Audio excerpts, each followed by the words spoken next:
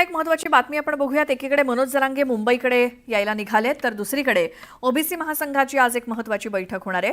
मनोज जरांगेंच्या आंदोलनाच्या पार्श्वभूमीवर ही बैठक होणार असून राज्यातील सर्व पदाधिकारी या बैठकीमध्ये सहभागी होतील। जरांगेंच्या आंदोलनाच्या पार्श्वभूमीवर ओबीसी महासंघ आपली दिशा या बैठकीमध्ये ठरवणार आहे। तर राष्ट्रीय ओबीसी महासंघाची आज जी बैठक आयोजित करण्यात आली आहे या संदर्भात माहिती घेऊयात। आमचे प्रतिनिधी नागपुरातून उदय तिमांडे आपल्यासोबत आहेत। उदय, या बैठकीबद्दल काय माहिती? श्वेता, खरं तर मराठ्यांना कुणबी म्हणजे ओबीसी मधून आरक्षण द्यावं या मागणीसाठी जरांगे पाटील मुंबईच्या दिशेने निघाले असताना आता मात्र ओबीसींचं आरक्षण वाचवण्यासाठी जे आहे ते राष्ट्रीय ओबीसी महासंघ पुढे सरसावलेला आहे आणि जरांगे पाटलाच्या आंदोलनाचा कुठलाही दबाव सरकारवर येणार नाही या दृष्टीने जे आहे ते आज राष्ट्रीय ओबीसी महासंघानं जे आहे ते नागपूरमध्ये बैठक आयोजित केलेली आहे।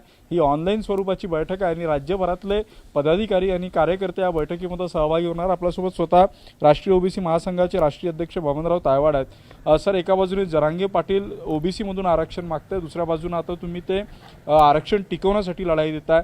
काय ही मीटिंग असेल, कुठल्या मुद्द्यावर ही मीटिंग असेल? नाही, आपल्याला कल्पना आहे की मागच्या वेळेस सुद्धा जेव्हा हे आंदोलन संपूर्ण महाराष्ट्रामध्ये उभं राहिलं होतं तेव्हा आम्ही संपूर्ण महाराष्ट्रामध्ये उपोषण करून, धरणे, मोर्चे देऊन आणि मोठे मोठे मोर्चे काढून आम्ही तेव्हासुद्धा मागणी केली होती की कुठल्याही परिस्थितीत ओबीसीच्या आरक्षणाला धक्का लागता कामा नये, मराठा जातीला ओबीसीतून आरक्षण देता कामा नये आणि सरसकट कुणब्यांची प्रमाणपत्र देता का, ज्यांच्याकडे वडील, आजोबा, पंजोबा, खापर पंजोबा यांच्या शैक्षणिक किंवा महसुली कागदपत्रावर कुणब्यांची नोंद असेल त्यांना द्या, त्याला आम्हा कधी विरोध केलेला नाही।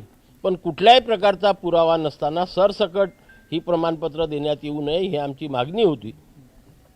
आमच्या आंदोलनाची दखल घेऊन सरकारने आमच्यासोबत चर्चा केली आणि आम्हाला आश्वासित केलं, लेखी दिलेलं आहे की आम्ही ओबीसीच्या आरक्षणाला धक्का लावणार नाही, ओबीसीमधनं आरक्षण देणार नाही आणि सरसकट कुणब्यांची प्रमाणपत्र वितरित करणार नाही।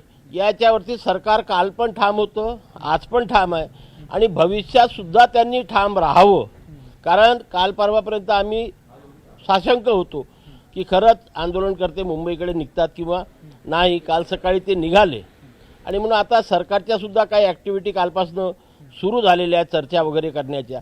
तर अशा वेळेस सरकार त्यांच्या दडपणाखाली येऊन आमच्या आरक्षणावर पुनर्विचार करते का आणि आमच्या आरक्षणाला धक्का लावतं का हे आम्ही बघून आहोत आणि म्हणून सरकारवर आमचं सुद्धा तेवढंच दडपण असावं। आज मीटिंग कशी असणार आहे, कोण कोण या मीटिंगमध्ये सहभागी असणार आहे? आमच्या महाराष्ट्रातले संपूर्ण पदाधिकारी, आमच्या राष्ट्रीय ओबीसी महासभा संलग्न सर्व संस्था आणि आमचे हितचिंतक, आम्ही नागपूरचे पदाधिकारी, विदर्भातले पदाधिकारी जे 1 वाजेपर्यंत तिथे पोहोचू शकतील ते ऑफलाईन राहील आणि उर्वरित महाराष्ट्रातले लोक हे ऑनलाईन राहील। कारण राष्ट्रीय ओबीसी महासंघ हा लोकशाही पद्धतीने चालणारा महासंघ आहे आणि म्हणून सर्वांशी विचार विमर्श करून आपली पुढील आंदोलनाची दिशा काय राहील हे निश्चित करण्याकरता आजची ही मीटिंग आहे आणि आज जे काही दुपारी ठरेल त्याप्रमाणे आम्ही उद्या परवापासून त्याची अंमलबजावणी करू। या मीटिंगमध्ये काउंटर आंदोलन करण्याची शक्यता आहे का? म्हणजे तुम्हाला काय वाटतं की जरांगेच्या आंदोलनाला जर उत्तर द्यायचं असेल तर तुम्ही पण आंदोलनाला बसायला पाहिजे? नाही, नक्कीच बसायला पाहिजे ना, कारण आमचं सुद्धा दडपण सरकारवर असायला पाहिजे।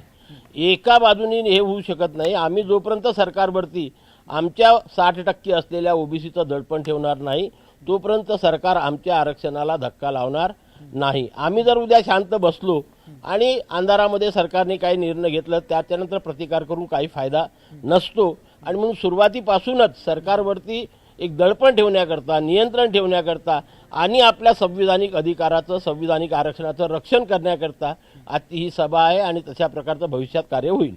श्वेता, नक्कीच आपण पाहतोय की आजची ही सभा महत्त्वाची असणार आहे, कारण जरांगे पाटील आपल्या उपोषणावर बसल्यानंतर सरकारवर त्याचा दबाव येऊ नये याकरता आता ओबीसी महासंघ देखील आंदोलनाच्या तयारीत आहे। आज दुपारी त्याच्यावर शिक्कामोर्तब होईल। मात्र पुन्हा एकदा या निमित्तानं जे आहे ते मराठा समाज विरुद्ध ओबीसी समाज आमोरासमोर आल्याचं चित्र जे आहे ते या निमित्तानं राज्यामध्ये पुन्हा एकदा पाहायला मिळणार आहे। उदय, धन्यवाद या माहितीसाठी।